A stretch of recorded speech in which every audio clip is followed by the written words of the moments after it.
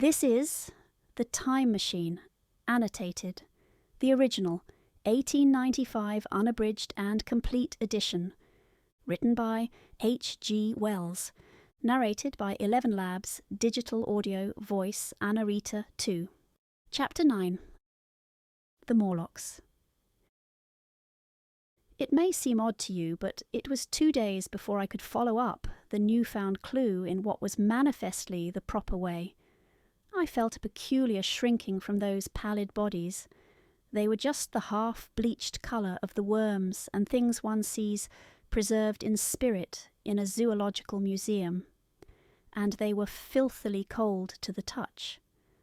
Probably my shrinking was largely due to the sympathetic influence of the Eloi, whose disgust of the Morlocks I now began to appreciate. The next night I did not sleep well. Probably my health was a little disordered.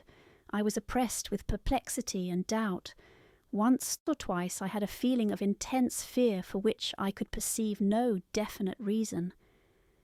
I remember creeping noiselessly into the great hall where the little people were sleeping in the moonlight. That night Weena was among them, and feeling reassured by their presence. It occurred to me even then that in the course of a few days the moon must pass through its last quarter, and the nights grow dark when the appearances of these unpleasant creatures from below, these whitened lemurs, this new vermin that had replaced the old, might be more abundant. And on both these days I had the restless feeling of one who shirks an inevitable duty. I felt assured that the time machine was only to be recovered by boldly penetrating these mysteries of underground. Yet I could not face the mystery. If only I had had a companion, it would have been different. But I was so horribly alone, and even to clamber down into the darkness of the well appalled me. I don't know if you will understand my feeling, but I never felt quite safe at my back. It was this restlessness, this insecurity perhaps, that drove me farther and farther afield in my exploring expeditions. Going to the southwestward towards the rising country that is now called Combe Wood, I observed far off, in the direction of 19th century Banstead, a vast green structure, different in character from any I had hitherto seen. It was larger than the largest of the palaces or ruins I knew, and the facade had an oriental look, the face of it having the lustre as well as the pale green tint, a kind of bluish green of a certain type of Chinese porcelain. This difference in aspect suggested a difference in use, and I was minded to push on and explore. But the day was growing late, and I had come upon the site of the place after a long and tiring circuit.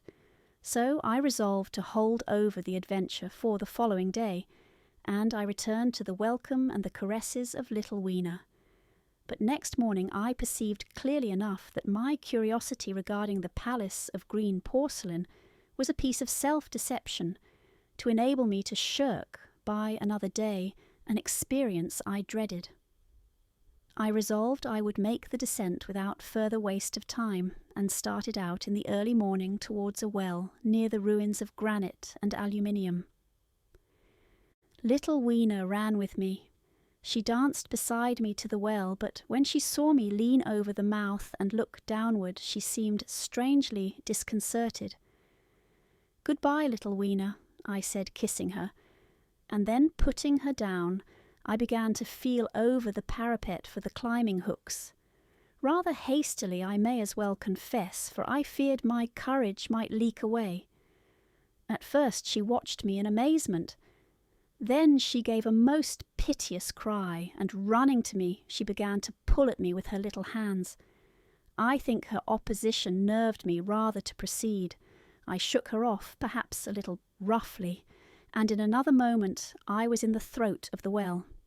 I saw her agonized face over the parapet, and smiled to reassure her. Then I had to look down at the unstable hooks to which I clung. I had to clamber down a shaft of perhaps 200 yards.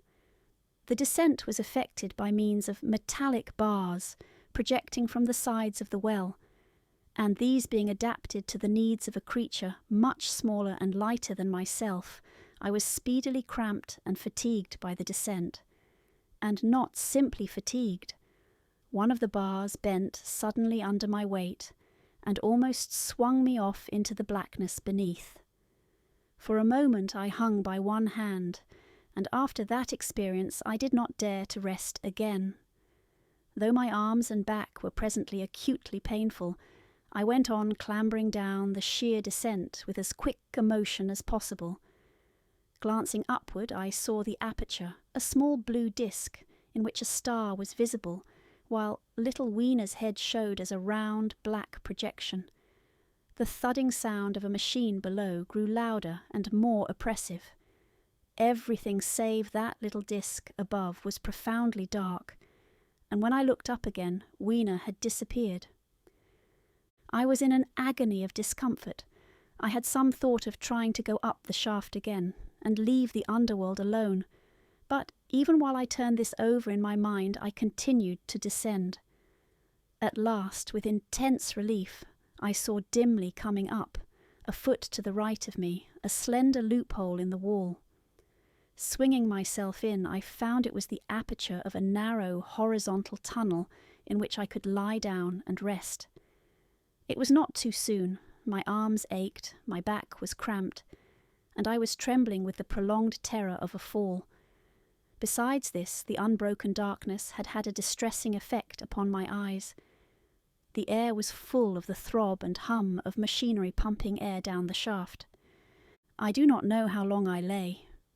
I was aroused by a soft hand touching my face. Starting up in the darkness, I snatched at my matches, and hastily striking one, I saw 3 stooping white creatures similar to the one I had seen above ground in the ruin, hastily retreating before the light. Living, as they did, in what appeared to me impenetrable darkness, their eyes were abnormally large and sensitive, just as are the pupils of the abysmal fishes, and they reflected the light in the same way. I have no doubt they could see me in that rayless obscurity, and they did not seem to have any fear of me apart from the light. But so soon as I struck a match in order to see them, they fled incontinently, vanishing into dark gutters and tunnels, from which their eyes glared at me in the strangest fashion. I tried to call to them, but the language they had was apparently different from that of the overworld people, so that I was needs left to my own unaided efforts, and the thought of flight before exploration was even then in my mind.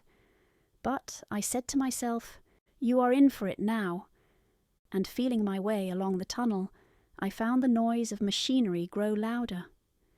Presently the walls fell away from me, and I came to a large open space, and striking another match saw that I had entered a vast arched cavern which stretched into utter darkness beyond the range of my light. The view I had of it was as much as one could see in the burning of a match. Necessarily my memory is vague. Great shapes like big machines rose out of the dimness and cast grotesque black shadows, in which dim spectral Morlocks sheltered from the glare. The place, by the by, was very stuffy and oppressive, and the faint halitus of freshly shed blood was in the air. Some way down the central vista was a little table of white metal, laid with what seemed a meal. The Morlocks, at any rate, were carnivorous.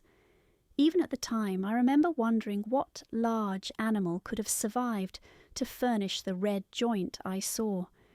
It was all very indistinct. The heavy smell, the big, unmeaning shapes, the obscene figures lurking in the shadows and only waiting for the darkness to come at me again. Then the match burnt down and stung my fingers and fell, a wriggling red spot in the blackness. I have thought since how particularly ill-equipped I was for such an experience. When I had started with the time machine, I had started with the absurd assumption that the men of the future would certainly be infinitely ahead of ourselves in all their appliances. I had come without arms, without medicine, without anything to smoke. At times I missed tobacco frightfully, even without enough matches. If only I had thought of a Kodak, I could have flashed that glimpse of the underworld in a second and examined it at leisure. But, as it was, I stood there with only the weapons and the powers that nature had endowed me with, hands, feet, and teeth, these, and 4 safety matches, that still remained to me. I was afraid to push my way in among all this machinery in the dark, and it was only with my last glimpse of light I discovered that my store of matches had run low. It had never occurred to me until that moment that there was any need to economize them, and I had wasted almost half the box in astonishing the overworlders, to whom fire was a novelty. Now, as I say, I had 4 left, and while I stood in the dark, a hand touched mine. Lank fingers came feeling over my face, and I was sensible of a peculiar unpleasant odour. I fancied I heard the breathing of a crowd of those dreadful little beings about me. I felt the box of matches in my hand being gently disengaged, and other hands behind me plucking at my clothing. The sense of these unseen creatures examining me was indescribably unpleasant. The sudden realization of my ignorance of their ways of thinking and doing came home to me very vividly in the darkness. I shouted at them as loudly as I could. They started away, and then I could feel them approaching me again. They clutched at me more boldly, whispering odd sounds to each other. I shivered violently and shouted again, rather discordantly. This time they were not so seriously alarmed, and they made a queer laughing noise as they came back at me. I will confess I was horribly frightened. I determined to strike another match and escape under the protection of its glare. I did so, and eking out the flicker with a scrap of paper from my pocket, I made good my retreat to the narrow tunnel. But I had scarce entered this when my light was blown out, and in the blackness I could hear the Morlocks rustling like wind among leaves, and pattering like the rain, as they hurried after me. In a moment I was clutched by several hands, and there was no mistaking that they were trying to haul me back. I struck another light, and waved it in their dazzled faces. You can scarce imagine how nauseatingly inhuman they looked, those pale, chinless faces and great, lidless, pinkish-grey eyes, as they stared in their blindness and bewilderment. But I did not stay to look, I promise you. I retreated again, and when my second match had ended, I struck my third. It had almost burnt through when I reached the opening into the shaft. I lay down on the edge, for the throb of the great pump below made me giddy.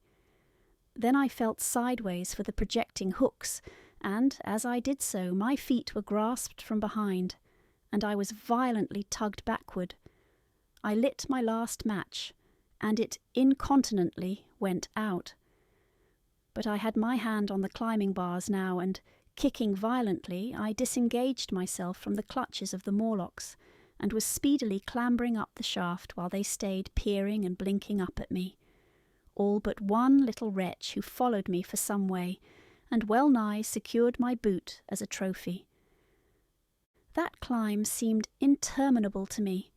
With the last 20 or 30 feet of it, a deadly nausea came upon me. I had the greatest difficulty in keeping my hold. The last few yards was a frightful struggle against this faintness. Several times my head swam, and I felt all the sensations of falling. At last, however, I got over the well-mouth somehow, and staggered out of the ruin into the blinding sunlight. I fell upon my face. Even the soil smelt sweet and clean. Then I remember Weena kissing my hands and ears, and the voices of others among the Eloi. Then, for a time, I was insensible,